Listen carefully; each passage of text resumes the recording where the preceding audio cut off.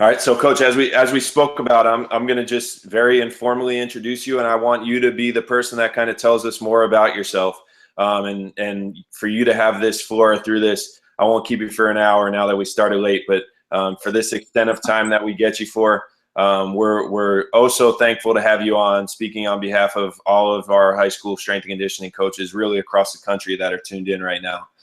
Or that will be seeing this on YouTube later on. We really appreciate it. Coach Bryan Glover from Valor Christian.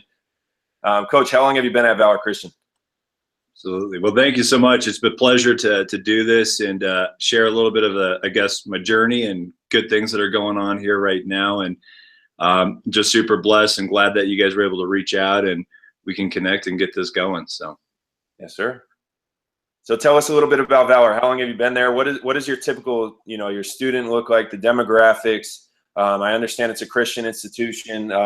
Just explain a little bit about all of that. What does your day-to-day life and work schedule look like? Yeah. It's probably one of the best positions I've been in.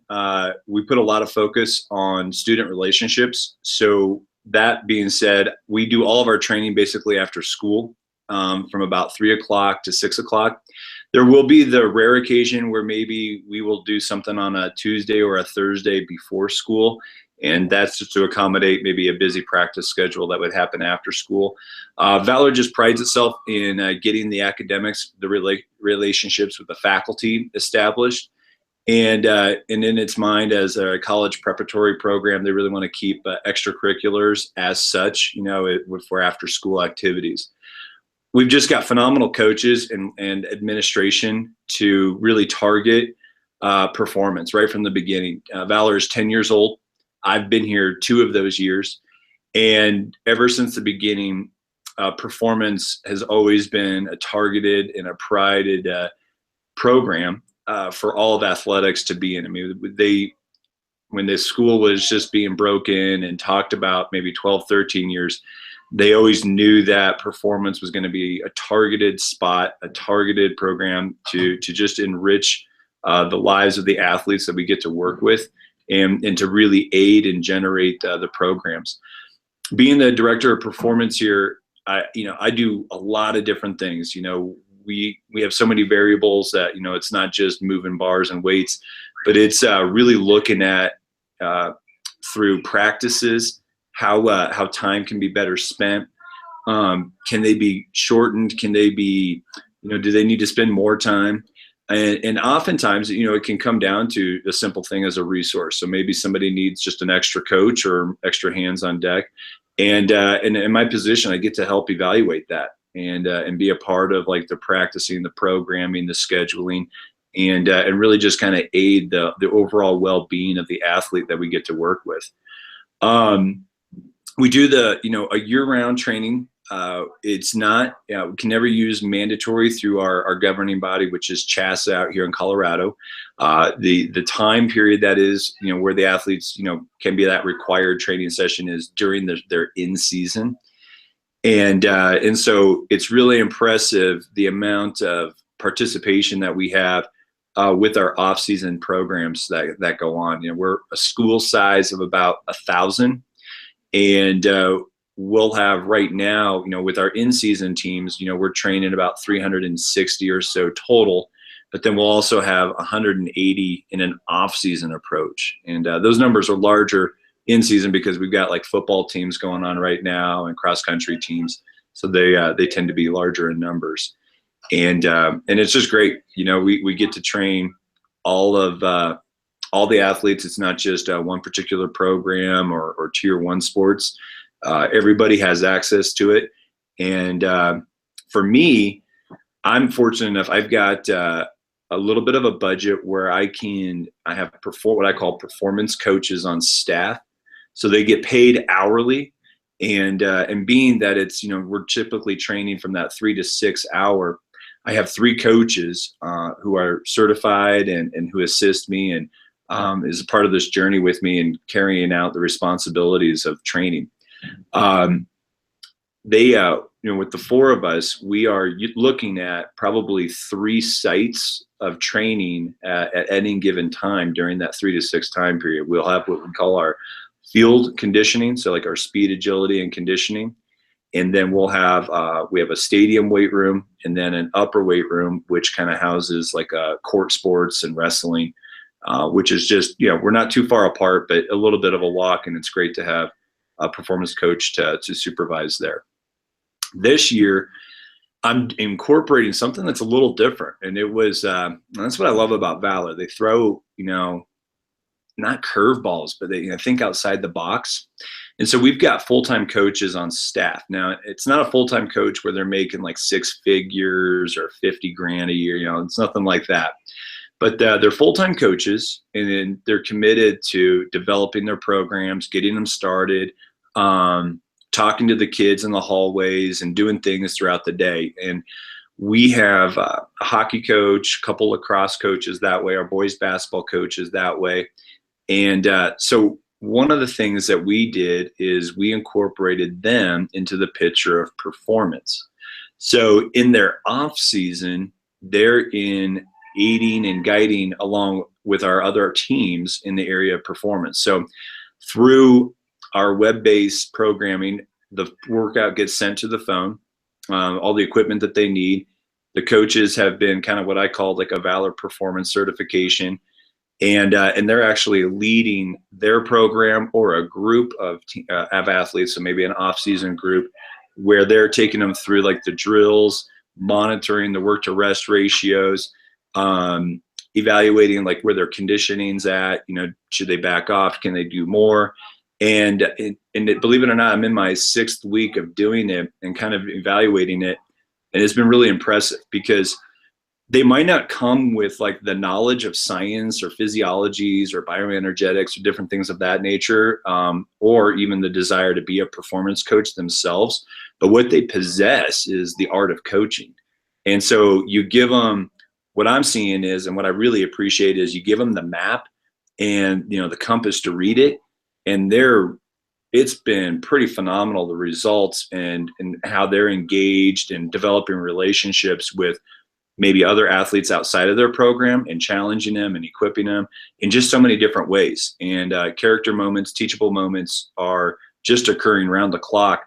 And I guess I got to be honest, I don't know that if I'm anywhere else, I don't know if I'm thinking of this as a protocol or a standard to help, have coaches, because, oftentimes coaches want to, they're so busy, so absorbed with their season, their program.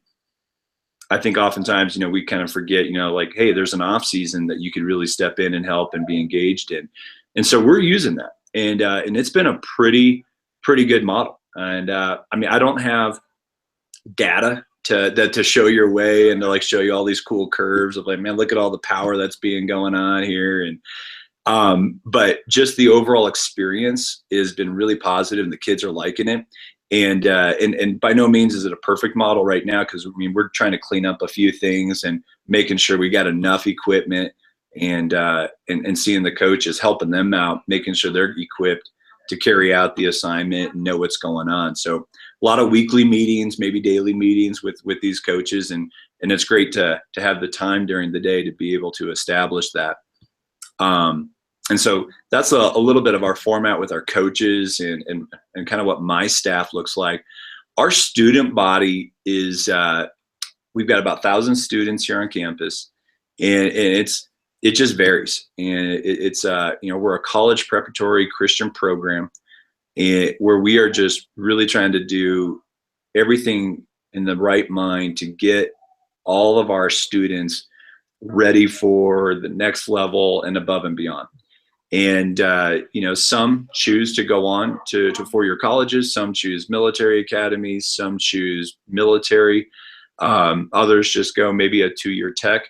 There's many walks that our students will take and enjoy, and it's just a privilege to work with all of them. And but our programs, our athletes are, just from the day I've been here, day one, there's been like just a phenomenal commitment to performance. And on these voluntary workouts, when you expect maybe 20 or 30 and you get 150, it's pretty impressive to see that, and to know, to see the kids' dedication there, and to keep their enthusiasm high in that regard. So That's a lot about Valor. If you had any more specifics about any part of that, let me know. I'd love to go into more detail and share more with you. Yeah, for one, that's incredible. I don't think there's anybody watching this that has that had the mind to think of a setup like that or an opportunity like that. It's incredible. I understand in our earlier conversation, your athletic director was previously the director of performance, correct? That's correct. So I want to hear just about your day-to-day interaction, because that's probably much different from what other performance coaches deal with on a daily basis, through leadership and departmentally, with their AD. So I'm curious kind of what that interaction is like. How much of a hand has he played in it, or she? I'm not sure.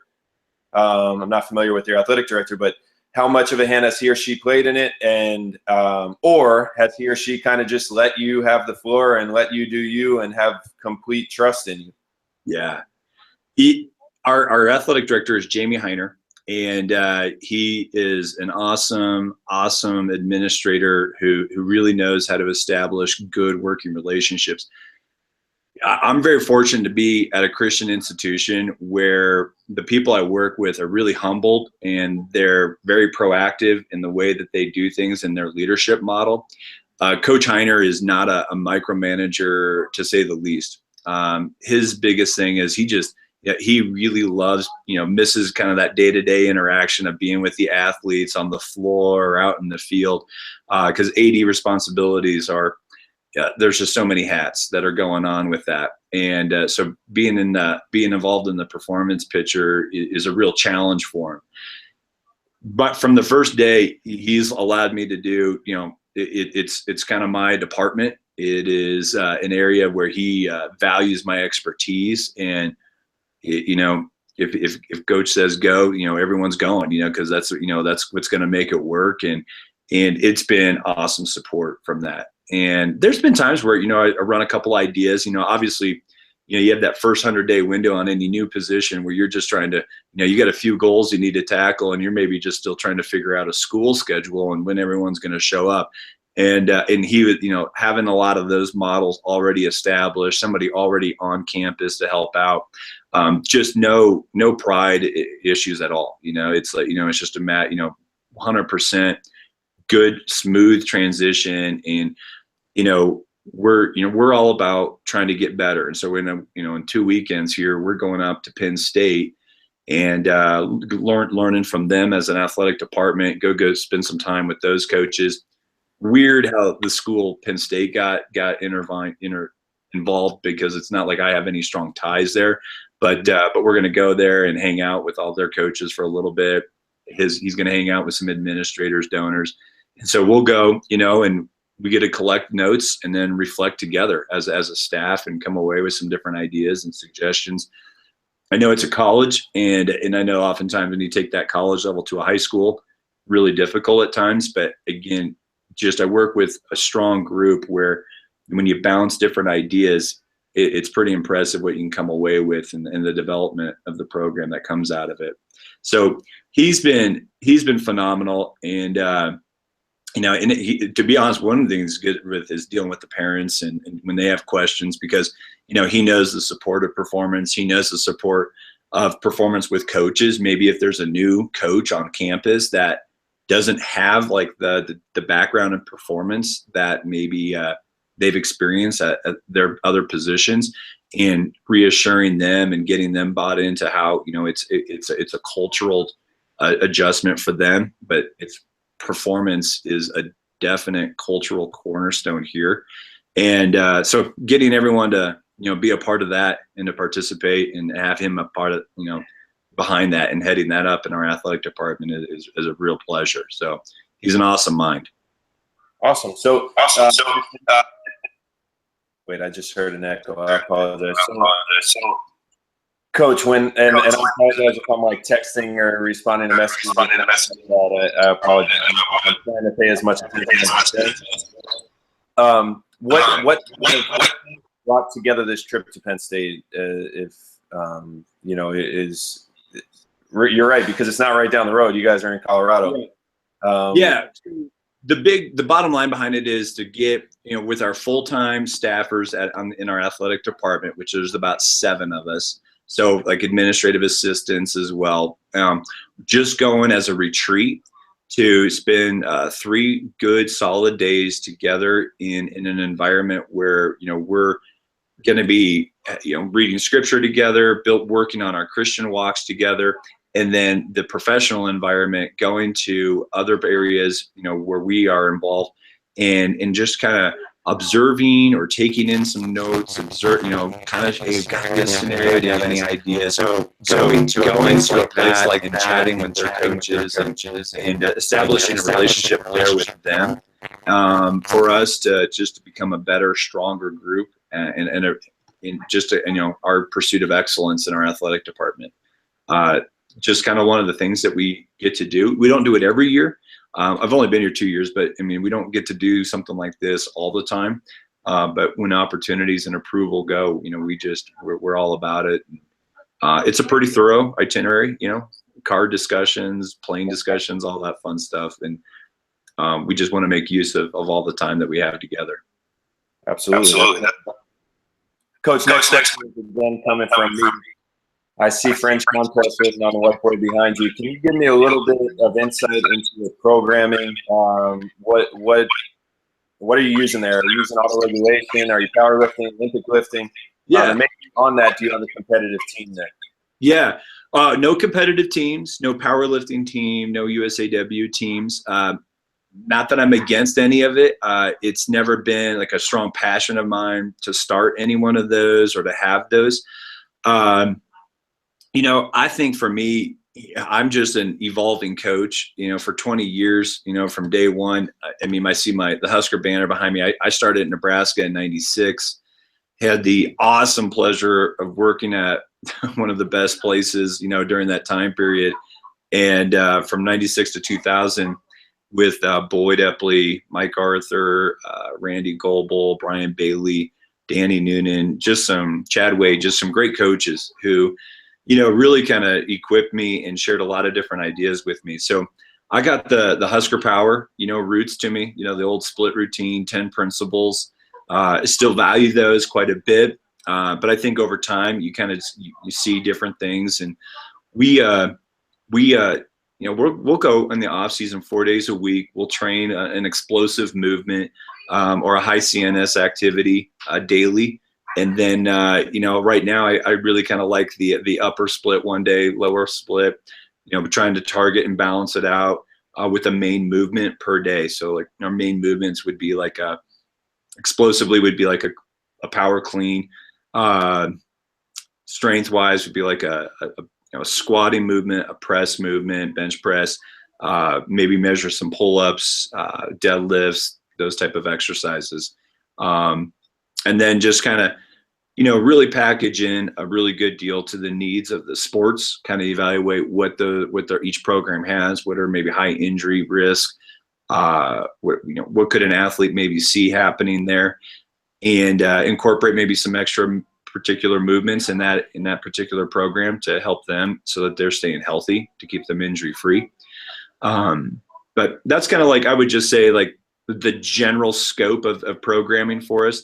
In season wise, I have no problem taking some programs 2 times a week, but I think we try to go 3 times a week as we can if it works within the schedules. And we don't do hardly anything on weekends here. That's a big part. A lot of coaches and programs value that even in season. Now there will be an occasional Saturday contest, but performance wise, there's just really not a whole lot that's going on during that time. Gotcha. And Coach, I want to echo what I said previously for those that didn't hear. I really appreciate you taking the time and being patient through this. Through your patience in this, before you probably felt a little rushed because Coach had just came from a session with his football guys. I want to hear a little bit, maybe if you want to just tell me what occurred in the weight room today, what a typical in-season program looks like for you. Well, we are in a position for football. Our game is tomorrow.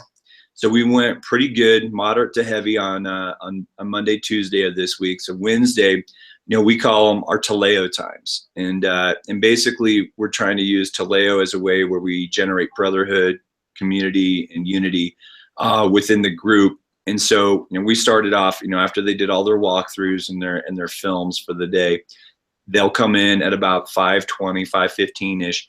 And we started off with 4 1-minute planks just to mimic 4 quarters. And it's captain led. So a senior goes in there. And it's amazing because they're shouting the cues, of core set, chin tucked, glutes tight, back flat, and they'll look over at somebody maybe struggling and giving them some words of encouragement. It's been a big thing that we've been trying to target here in the last couple of weeks, trying to amplify, that toughness component, the physicality of it, raising, there's just certain components where our team wasn't creating an identity, and we really wanted to, talking to captains and leadership, we felt like this could be a positive area to target that and to equip it. So after we did our Taleo planks, we went right into just a quick shrug, an explosive jump shrug, paired that with like a rear raise, kind of hitting the posterior shoulder with that movement. Then we'll do, it's more of like just a general strength movement with like the incline bench, not super heavy. The guys get to pick their weights. We're not trying to max out, but we just like to see them kind of move, kind of keep their arms going and fresh. Typically going to try to stay away from a lower body exercise. So we did some incline press and then some dumbbell snatches and ball slams.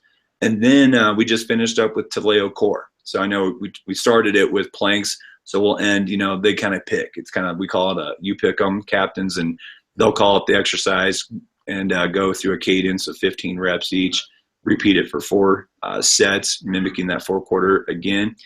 And then after that, we just close in prayer and Valor Jacks and go grab some dinner and get ready for tomorrow.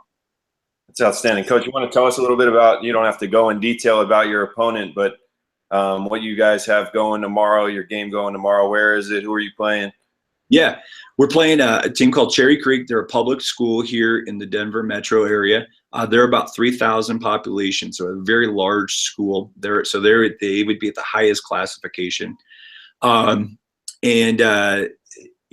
programs, I would say, comparable with win-loss records, just aren't where probably either program wants to be.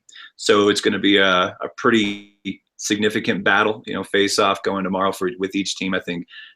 Being able to produce their best at the moment. And so it should be, it'll be a lot of fun. They have a great coach in Dave Logan. He's got a great staff there.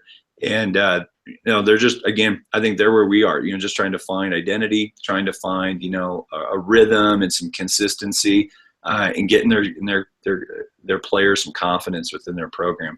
I personally am just saying all of that from just hearsay. It's not like I have studied them or I know anything more about them or have watched video. That's not what I do. I'm not a football coach, but I read the papers and talk to our coaches quite a bit. So that's kind of how I can come away with this description of where they are in their program. Gotcha. Coach, I want to go back to the Penn State trip. Just for a second. Andrew Picardo's watching from New Zealand, so if I missed a question from a guy from New Zealand, he's going to be probably pretty upset with me.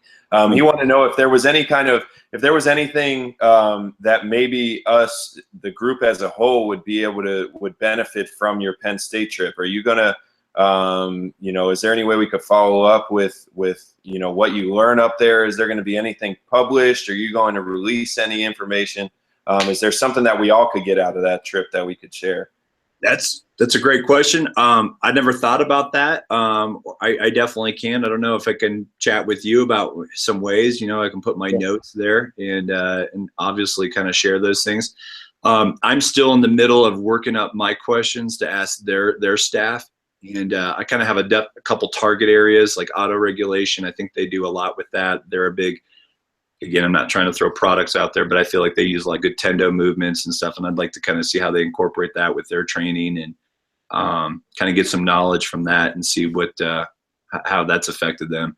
Other than that, I'm not quite sure what else I'm going to try to target, but I'm going to email, and I can definitely share my notes with you, and if there's a way to publicize it, I'd be more than willing to share that with you. Sure. Yeah. Well, we can. I think all of us kind of do a good job of making sure we keep in contact. Certainly Andrew does. So If you guys can kind of just share your contact info. Yeah.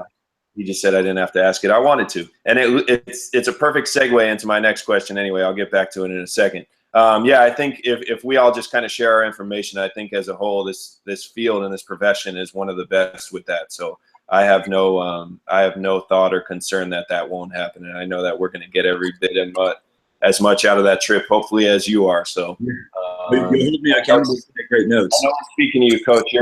You're willing to share anything, so I appreciate that.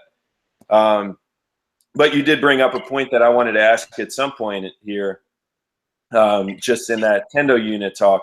Not necessarily with Tendo units, but from a perspective of technology, is there what sort of influence of technology do you have in your weight room, if at all?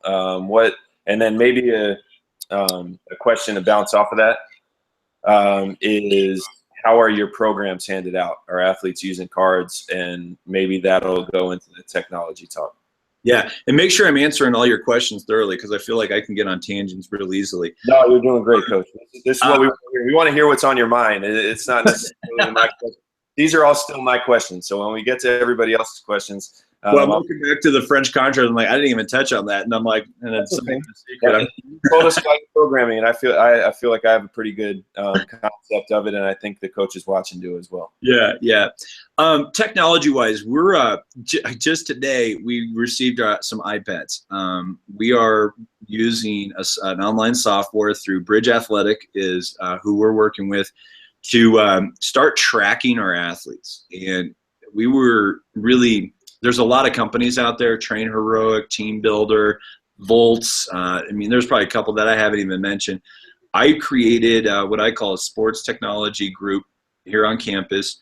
And whether an organization would come on campus, to be their salesman representing their product, or we would do kind of something like this, a video chat. And, I made sure I had about my performance staff here, invited them, and then maybe a couple head coaches, and then possibly maybe an athletic director if available. But we just had our questions, our sports technology questions about these products, simple things like, how long have you been in existence? What does your engineer staff look like? How often does your program evolve or change over its lifetime? Who are some current users? Do you have any references that we can contact and do the same thing? And I would just kind of filter that off to maybe another coach and be like, hey, why don't you do a follow-up with that program and see what they like? Do they really like the program? It's pretty amazing when you do the phone calls, because they'll give you the 20 great things, but then they'll share like the 3 or 4 little bubble things that are like, could be a potential, that doesn't work here. We can't really do something like that. And I think that's important. And I loved empowering my staff that way. I felt like they felt a part of the process to be involved with that. So through Bridge, it was an awesome description that they came out. I love their approach of how they kind of like asked us what we wanted, what we were looking for and how we could do this.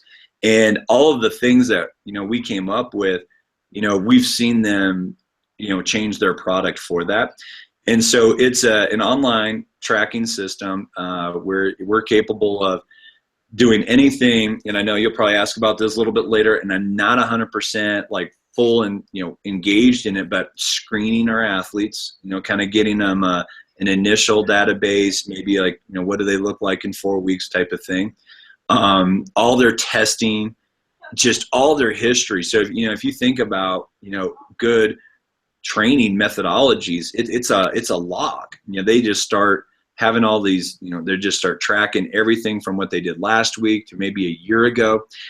Video analysis can be equipped and stored. So, there's just a lot of fun facts, a lot of fun things like that we get to use. And so we just purchased like refurbished iPads to make it real simple to create what I call kiosk stations in the weight room. We don't have an iPad like at every rack. That never really was a goal. But we just wanted an iPad can hold 4 athletes. And so right now we've got 10, so we've got about 40 athletes that could work out, not have to bring in their phone, which is a fun topic in its own. Like, should an athlete bring in a mobile device into a training environment? And I'm on the side of, I support it. It's one of the things where we do a pretty thorough job of making sure they understand what the expectations are. And if they're going to Snapchat or text mom or phone call, they've got to ask permission, and our kids understand that. And phones don't get broken. I mean, these are the questions that I had, like, do things just get broken? I mean, and it's funny because the change, the paradigm shift that our weight room has taken, because I'm like thinking the chalk bowl is going to ruin an iPad, all the sweat, people are just wet, and the kids today they know how to take care of it. They, if you set boundaries very clear, they love boundaries. There will be the occasional flirtatious, I'm going to cross it, but man, but when the standards are set and the leadership knows and the leaders are creating other leaders, it's an awesome environment. So that is one big technological piece that we're using. We don't have, I do have a bar sensei for, just one to kind of work on this, the auto regulatory system of, which I find fascinating, to measure an athlete's work output.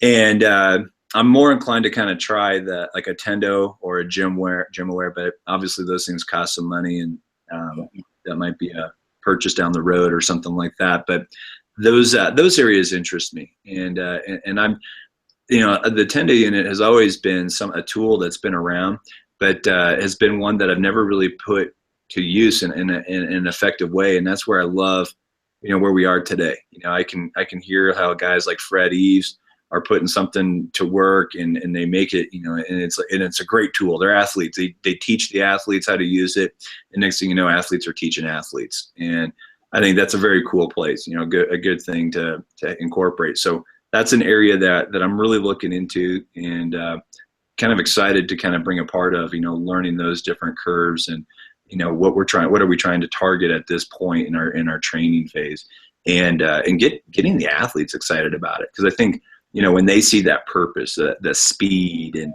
I think that's an area that gives them a little bit of ownership in their training, and I think there's just, only positive things to flow from that.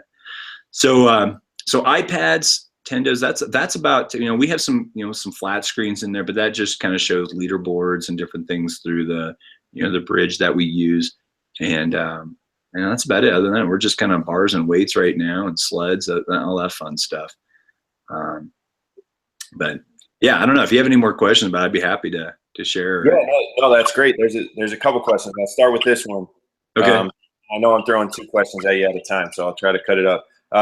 So initially you said at least your in-season athletes, or at least today, I don't want to speculate, the athletes were able to pick their weight on that incline press. Correct. Is that standard across the board, that you're usually saying, hey, this is approximately where I want you, and they're going to choose? Are you going percentage-based system? Yeah. What does that look like? So on a day like today, I like to use that rate of perceived exertion chart, where it's like, hey, just want you to be able to move it smooth, move it fast. Your target reps, about 5 reps. We're not looking to do anything maximal or to create any soreness going into tomorrow. I want you to be fresh. Then on Monday and Tuesday, we do, I am right now enthralled with percentages. I like throwing out, on a direct number, and having the athletes kind of change, from, through like a block system, a really good week 1, maybe a back off week 2, and then maybe a week 3 where, how many can you do, as many as possible. And then also the methodology of trying to take like I want to go as hard as I can every single day and leave a couple reps in the tank. So I use a little bit of that methodology in our approach. Now with our football team right now, I'm using more of the wave training. Forget his name, and our friend from New Zealand would probably love it, because he actually is a rugby guy, and it was from the conference a year ago. And it's been a process where, the season is so long. We're talking like a rugby season of like 30 plus weeks. And they just had to keep training, in terms of like, it's an in-season approach. Maybe it's twice a week, where we're using that wave training methodology. And I'm really just this week talking with the coaches, it's like, our guys are getting stronger. It's kind of fun, and then because I know for in season, I guess maybe as a young coach, it's like, maintenance was kind of like a word. And I think I've heard Louis Simmons say, that you're never maintaining. You're either getting stronger or you're getting weaker. And I am like, man, that's right on. Because, through all my tough chemistry classes and biology classes in college, that was very true. You're never at balance. You're always either going up or down. So I just felt like that's the type of programming right now that has been working for us. In our off season, believe it or not, we're just kind of doing a standard linear periodization right now, because again, if you think back to our earlier conversation, I had full-time coaches trying to assist and help us, and they're actually like literally working with us with form and technique. I just wanted to, my buddy just said it's Dan Baker, for the rugby coach for the wave training. So thanks to him. I just wanted to make sure where our coaches understand, like, just a simple, like what I would just call a base program, but yet effective. And so our off-season programs are doing like a linear periodization model where, again, just 3 weeks of solid training, 4th week of unloading, and then the volume and the intensity change, every, 4th phase or every 4 weeks, with 3 just general phases with that. So, and it's been paying off very well with that. It's keeping it pretty simple for them, being able to track kind of like how their athletes should progress or stay at the same, that type of, load percentages in that scenario. So those would be kind of like the 2 big programs, and how we either use percentages or RPEs in our system.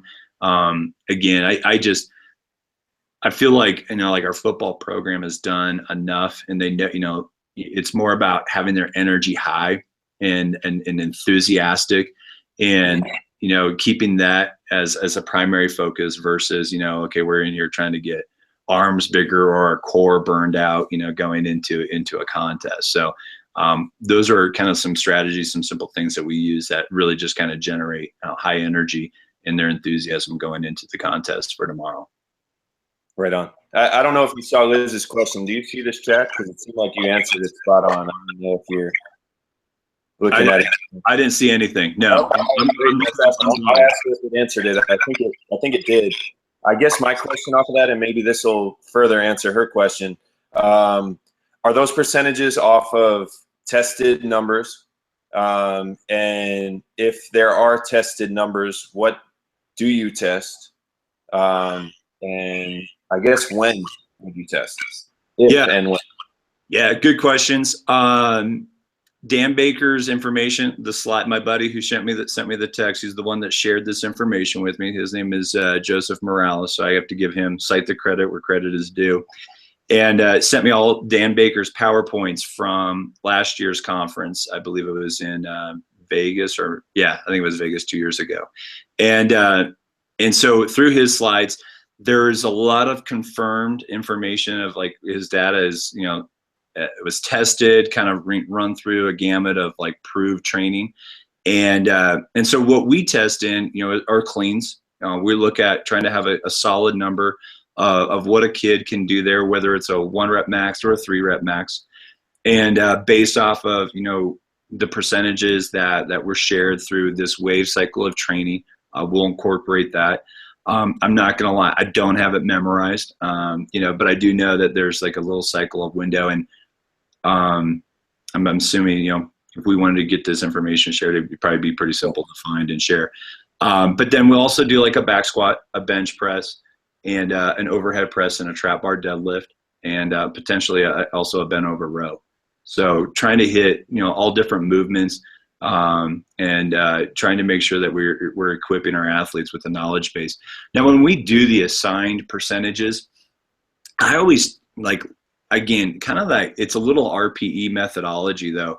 It's like, if you're not feeling like a 325 squat, like there's no, you don't have to put 320. You can know what you need to do, but you also need to create a little toughness and know like what the season's going to hold, and and how your legs feel, because I do have a really good relationship with our players, and our other coaches do as well. And, and if they're just not going to be able to hack it, we're not going to, it's not like a knife to the back type of approach. We want them to have a little freedom, and be able to say like, man, yesterday was really hard in the field. I'm just, it's hard to feel this. Do you mind, I'm going to have to go off a little bit. And we absolutely say, go for it. No problem. Just record what you're doing, and we'll start tracking, looking at that progress there. Through the training, we'll go about every 4th week with some sort of, looking for like a new indicator of like, if there's a new max that's involved or that we can potentially use. And again, that can be done using our bridge tracking software. And, and it just generates new information for that athlete, whether it goes up, whether it goes down, kind of individualizes it for where they are at the time in their training cycle. But I definitely don't try to pick like, we have been going here heavy in the past couple of weeks. So we had a bye week 2 weeks ago, and then we played the number 1 team in our state last week, and we went heavy that week as well. And I know it kind of seemed like 2 weeks. That's great, but when you communicate with your coaches, when you're looking for a team identity, and you're all on the same mission of trying to create like some physical toughness, our team improved and we got better. We didn't, you didn't see like the dead legs, but I mean, and that's where they buy in, when your coaches support it, so it's not like me just kind of like, we're just going to go heavy 2 weeks in a row. Let's just trust me. Just let's go do it.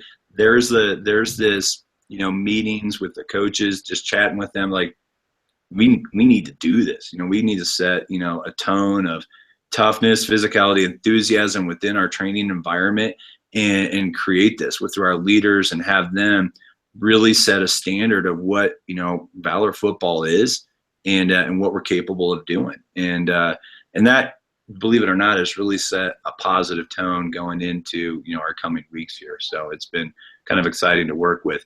Again, I don't have like all the citations for all the science or the data from that, but, again, that, Dan Baker is the coach that shared it. And my buddy from Southern California is the one that kind of shared that information with me as well. Cool. Excellent. That's awesome. Coach, you touched on your trust in your athletes, especially from a perspective of kind of backing off in a certain day. What about those athletes that are feeling it on a given day? Are there only a few athletes that you trust to say, hey, this is supposed to be 90% or a 9 out of 10 on the RPE scale, and coach, today this feels like a 6? Is it certain athletes, or is there everybody that you trust to say, okay, let's get after it today? Is there a certain window that you look for that? I would say like the more advanced the athlete is, the more knowledge they kind of have of like what they're capable of doing and knowing what the expectations are. I feel like that freshman group, I don't know that I'm so much asking them, because I feel like they're kind of still like the diaper dandies, still learning the roots of what, what should do. I mean, we don't go hard every single day, but I mean, it's just a matter of like kind of getting the standard of work and discipline and good work capacity into their training environment, and plus just trying to teach a lot of technique, showing them how to do it. So I would say it's more on the lines of like that upperclassman or the advanced trainee to help with that, and where we can kind of set the standard there to assist them as far as like the training program. And again, there's just a lot of education. We'll do, some team meetings and different things like that where, we're just working on trying to equip them with knowledge of what we're doing and where we're going. In season, not as much, but we do have retreats where we kind of sit and talk about like what August is going to look like compared to training in November and December. And then they just have that expectation, and they know because they're already in a ton of meetings. Sure. Right now, we've got, we're working with spring sports, getting them educated. About half of it is going to be more nutrition related, how to get good rest, how to eat well, and create lifestyle choices. And then about 20 minutes of it will be kind of like where the program is going to go and what we're doing with that.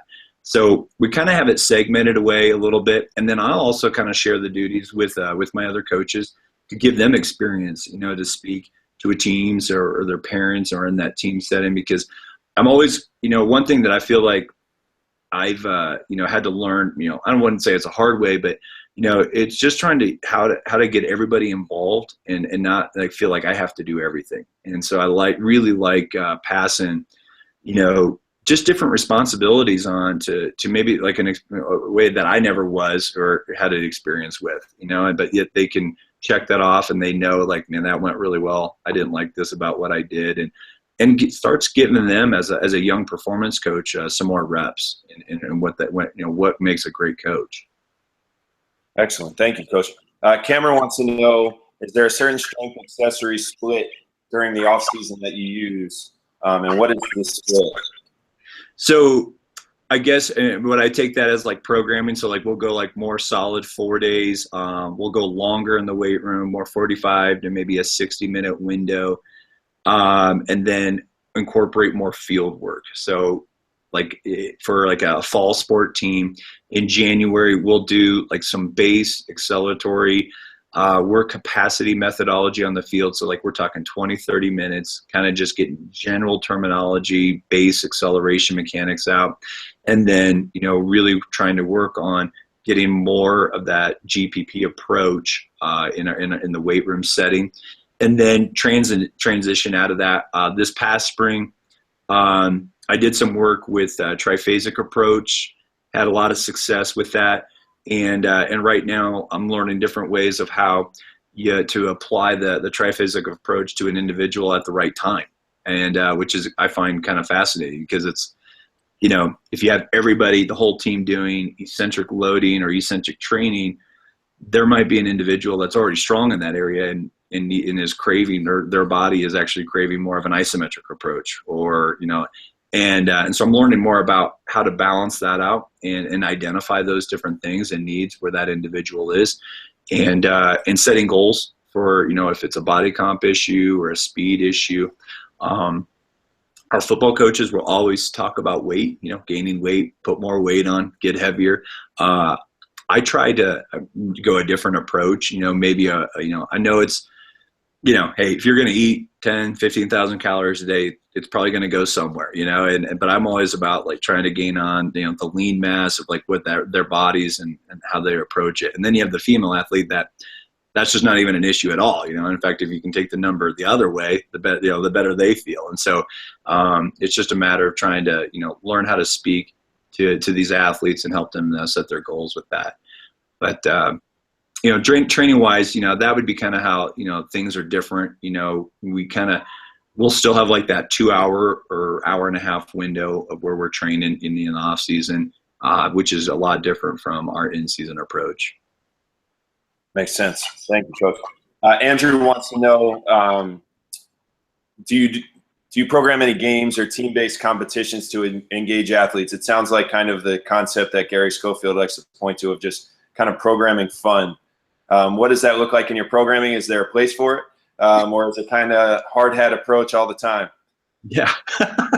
Well, I mean, it's fun. It's funny because when you think about our off-season athletes, that are coming, voluntarily, yeah, I think there's reasons why, and it's a matter of like trying to equip, making it fun, not just about like, you have to do this and you have to do that.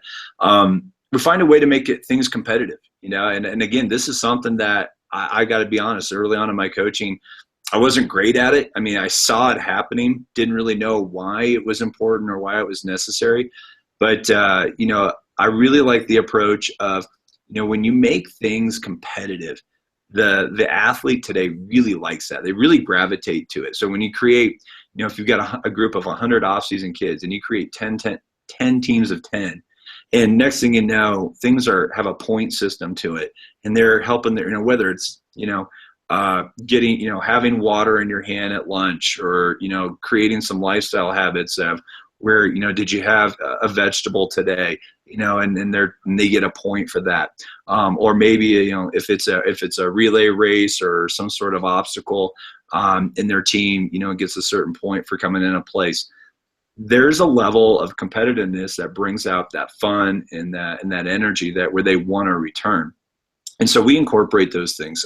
We try to make it as competitive as we can, from, again, I like doing this one. I just learned this one a few weeks ago, but just, once a week, putting a push-up challenge in, and again, through the software that we use, the kids can just record where they're at from week one. And then the goal is can you improve by 5 reps, in a week or 2, or what does your form look like, or what do we, and so I think that's a piece where we try to incorporate. I got to be honest, I don't know a ton about Coach Schofield's programming or anything that they use, but these are tools or things that we use and our coaches are involved with. And that's, to be honest, that's been the piece that I've really seen stand out with our head coaches being involved in performance, because they know how to do that in their day-to-day practices. And now they're just bringing that out in performance in the off season, and they do it in the weight room.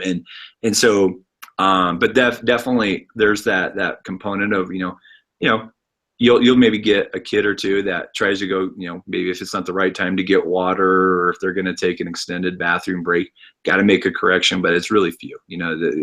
Our kids are, we try to equip them right away, and if there's like an area that needs to be improved, whether it's an urgency or speed of movement or an exercise that we're just not seeing happening done right, we'll make a correction real quick. That's great. I think that was exactly what we were looking for. So it sounds like, and this is a question from Andrew, and I kind of heard it as well, a lot of your terminology or a lot of your focus seems almost outside the weight room in terms of point accumulation and things like that. Is that where it mostly, not necessarily outside the weight room, but maybe from a nutrition, hydration perspective, is that where you're looking for most with those points? You touched on push-ups. It sounds like you're looking more so for progression rather than say, well, this guy can do 70, so he's better at push-ups than everybody else, and his team's going to win automatically. Yeah. So that would change weekly. Obviously you're going to find, someone's going to stand out at, one of our games is called speed ball. We call it eagle ball here. And, if you got a team that just dominates and rules that, we're not going to keep playing that week to week. So maybe we'll play like a big bounce ball, basketball or something, just kind of make it competitive, med ball, volleyball, those type of things where they're just trying to throw things across and have some fun, just being creative, but again, it doesn't, we're not taking 45 minutes to do those type of contests, but we definitely will, just to kind of lighten the mood, maybe start out that way, or like, or we'll have, one group go over here, get a couple competitions in while we're putting more technical work with another group, and then we switch. And so we can get some technical components in as well as competitive. And then at the very end, maybe end all well with conditioning. But lifestyle habits I find are fun to incorporate, in that way as well, because it's on their brains, they're thinking about it. And I think that's a big part of when you're thinking of changing habits, on their mind, but not ruling their mind, so it's like, if you got somebody that's a poor hydrator, wow, you're just not, are you drinking the gallon of water, throughout the day? Were you successful with that? And, if they're like, coach, I just can't lie. No, I wasn't, it's like, cool. Well, tomorrow's a new day. Let's get that done. Let's not forget it. This is important. You're a salty sweater. You're a cramper. You're going through workouts super sluggish, and you're telling us that you are a colored fluid drinker, so it's like, let's get some clear fluids in your body at a gallon level. And start with that, and, let's start with, Monday through Friday, and then go back, do what you're doing on the weekend and figure out, how we can incorporate better choices on the weekend. So it's those kind of conversations, those type of meetings to kind of establish, where they are, instead of, I guess, standing in front of everybody and holding a gallon jug and you all need to drink this. And when you've got, half the room already doing it. And so it's just a matter of helping out the individuals and where their needs are, and setting some goals, maybe, through some Taleo points or different things of that nature. Sure. Excellent. That's awesome. I want to get to a couple more questions, Coach, and then we're going to let you go. First one, I know that if I didn't ask this, it would upset most of us. So I'm curious, do you have a full-time AT on campus, and is their department kind of run similarly to yours? Or is that something that's contracted out? What does that look like on campus from a perspective of who you have and the relationship that you have with your AT? Yeah, so we have one full-time athletic trainer on campus, and He's phenomenal. So he's here throughout the day with me as well, and then his busiest moments are in the afternoon. He has two, I would say part-time assistants. Kind of like like my budget a little bit, where you have some hourly monies there, where he has two other assistants to help him out to kind of just meet the coverage needs, because a trainer could be cranking some crazy hours, 6 days a week, and so it's good for him to have a little relief there. And especially if there's multiple sites, so a gymnasium and a field. So he's got some good hands there to help him out. My relationship with him is phenomenal. I love, we almost have about 30 minutes every day where we're just having some coffee and going over, what our training regimen is looking like for teams that are in season. Contact sports kind of tend to get, a little bit more talked about, like hockeys, lacrosses, basketballs. Maybe even footballs, and then just kind of where athletes are right now. And then I through my communications with my coaches, let them know like what to expect, and then again through our training software that we have, make their updates right there. I mean, I'm learning how to do that quickly to where I used to be this coach, where it's like just one program, everybody has a card, and we're all, if you can't do this, okay, scratch it, just go on to the next one. But now it's, it's so, thanks for technology. I mean, you can make things so individualized and training.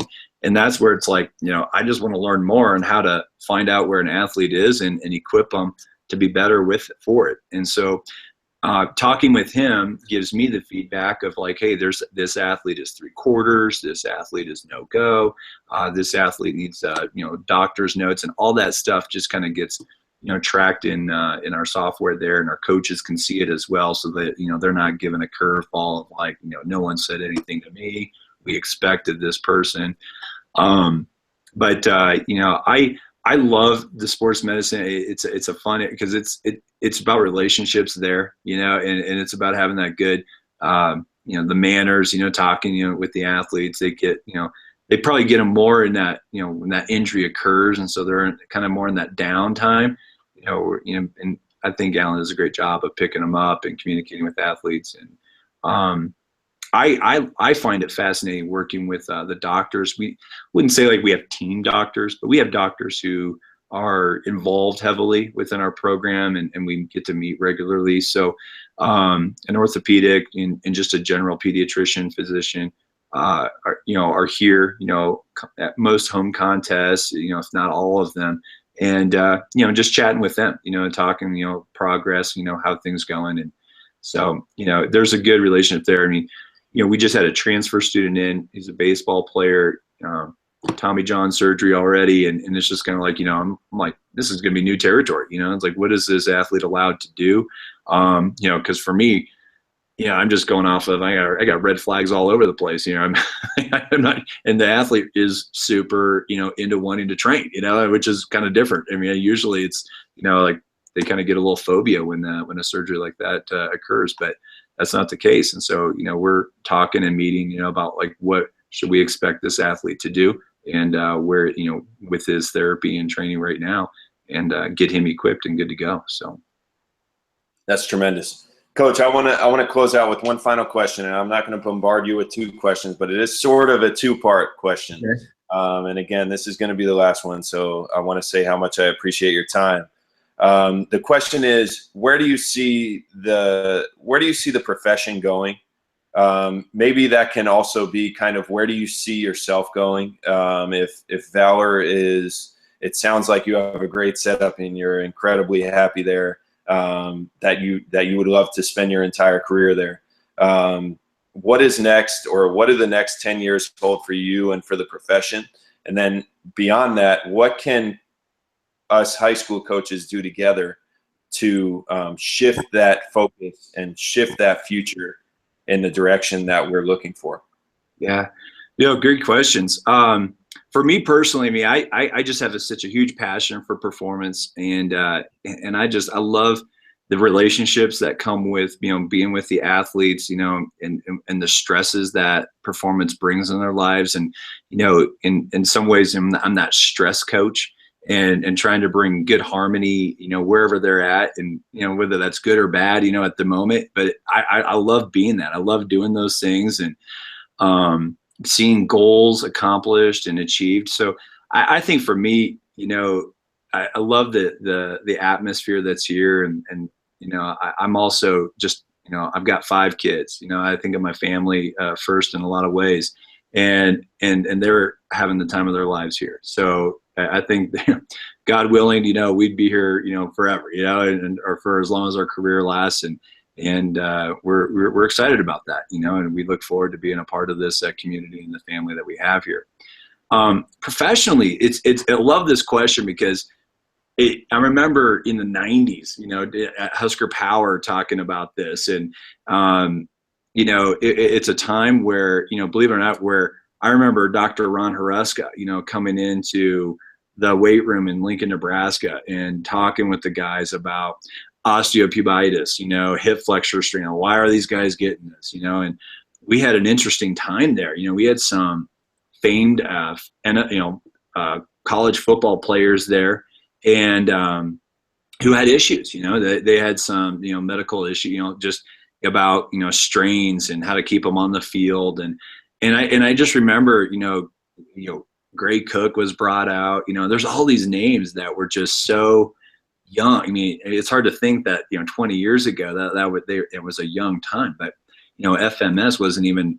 It was just on the bridge of like just kind of being talked about, I think, during that time. And where those type of things have come, where physical therapy has like been, a cornerstone in performance in some ways, but yet we're not real physical. I mean, I would never claim to be a physical therapist. I think it's fun to take the eyes and the vision that I'm given, and obviously identify there's balance or imbalance or symmetry, asymmetry, and maybe how to address that. And I think for me, it's important to kind of learn terminology and how I talk to an athlete, because I remember talking to Gary about this, and it's like, when you say the word corrective, an athlete automatically assumes something's wrong, and it's like, well, I don't really like to use the word corrective, off of that, because it's like, makes sense. It's like, I don't really want to come away with, my athlete feeling that their current state is wrong,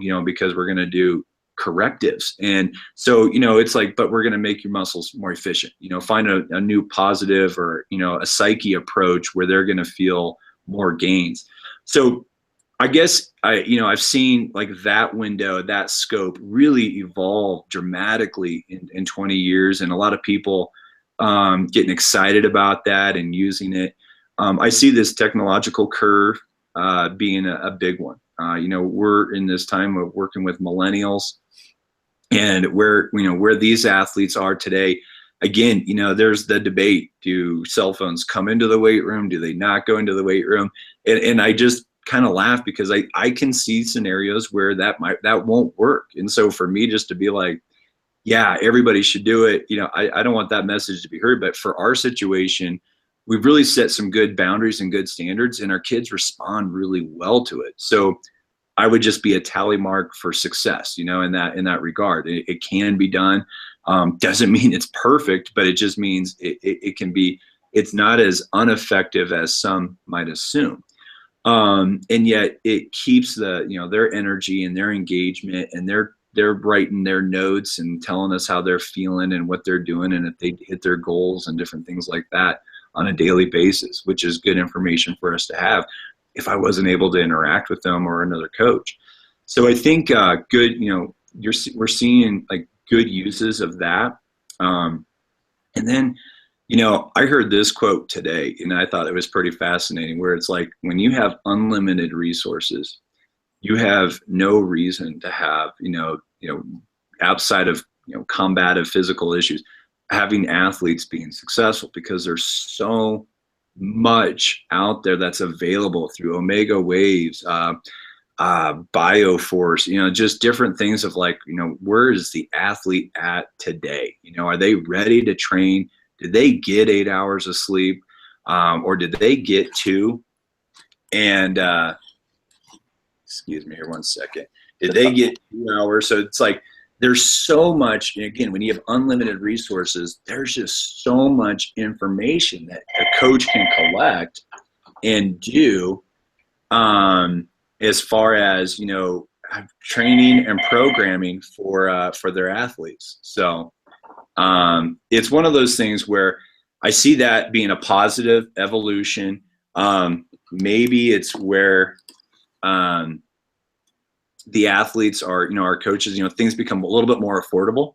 And to be honest, I mean, there's certain things out there that I wish I had more of a knowledge base on to want to actually equip and use, you know? So, I mean, there's a Catapult that gives us, you know, the capability of 300 metrics to measure. And I'm just like, I mean, I'm baffled at one metric that could produce. So it's like, I think, you know, when you have those type of things that are out there and available, it's pretty fascinating. So I think good use and I think our, you know, our knowledge of just information, just general information is just being amplified and, you know, just, I mean, what we know today compared to like 15 years ago is such a dramatic difference.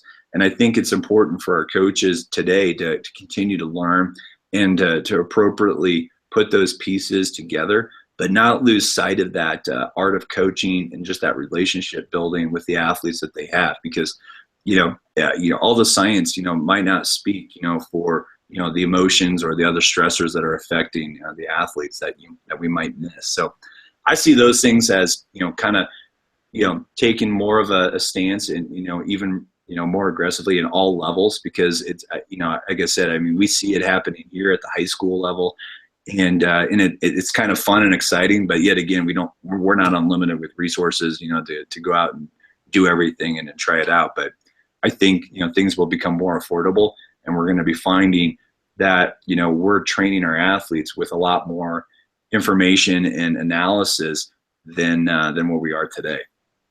Sure. Absolutely. Thank you for that, Coach. And in closing, I want to say thank you so much for your time. Again, we've now run way over our time, and you were so patient. I'm sure those phone calls are probably the wife trying to get you home. That's Mama Glover. She's for sure wondering what's going on. I know. We got to get you home. I can't stress enough how thankful I am for your time, but also I can't express the thank yous that are going through this chat right now. A lot of coaches are very, very thankful for your time. I know we got a lot out of it. We can sense your passion. We can sense your professionalism. We can sense the great things that are going on at Valor. So we really appreciate it. Coach, I know we spoke off air, and I'm not going to have you say it on air because I don't want to give it away, but Coach has decided a great coach to go on air for our next roundtable, and it's going to be just unbelievable again. And we'll get that information out to you guys and when that's going to happen. But Coach Glover, again, attention on you. Thank you so much for your time, and thank you for your efforts and your willingness to share. You bet. My pleasure. It's been great. Coach, have a good night, all right? And best of luck tomorrow. All right. Thanks you. Thanks, Coach.